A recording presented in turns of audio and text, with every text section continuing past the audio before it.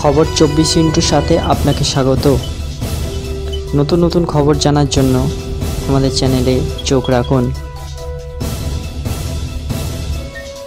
কলকাতা হাইকোর্টে স্বস্তি পেলেন তৃণমূলের প্রাক্তন যুবনেতা কুন্তল ঘোষ। নিয়োগ দুর্নীতি মামলায় কুন্তলের জামিন মঞ্জুর করলো আদালত। তবে জামিন মিললেও এই মুহূর্তে জেল মুক্তি হচ্ছে না তার, কারণ ইডির দায়ের করা মামলায় জামিন পেলেও সিবিআই এর দায়ের করা মামলায় জামিন পাননি কুন্তল। বুধবার বিচারপতি শুভ্রা ঘোষ অভিযুক্তের জামিন মঞ্জুর করেছেন। এর আগে জামিন চেয়ে সুপ্রিম কোর্টে গিয়েছিলেন কুন্তল, তবে এই মামলার হাইকোর্টে ফিরিয়ে দেয় সর্বোচ্চ আদালত।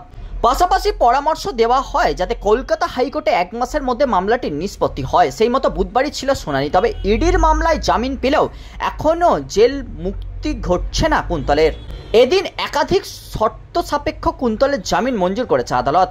বিচারপতি শুভ্রা ঘোষের নির্দেশ, পাসপোর্ট থাকলে তা জমা রাখতে হবে, নিম্ন আদালতে এলাকা ছাড়তে পারবে না অভিযুক্ত, তথ্য প্রমাণ নষ্ট করতে পারবে না, কোনো সাক্ষীকে প্রভাবিত করা যাবে না। একই সঙ্গে 10 লক্ষ টাকার বন্ডে মিলেছে জামিন। প্রাথমিক নিয়োগ দুর্নীতি মামলায় নাম জড়ায় কুন্তল ঘোষের। নিয়োগ দুর্নীতি মামলার অন্যতম অভিযুক্ত তাপস মণ্ডল দাবি করেছিলেন চাকরি প্রার্থীদের একাংশের কাছ থেকে কোটি টাকা তুলেছেন কুন্তল।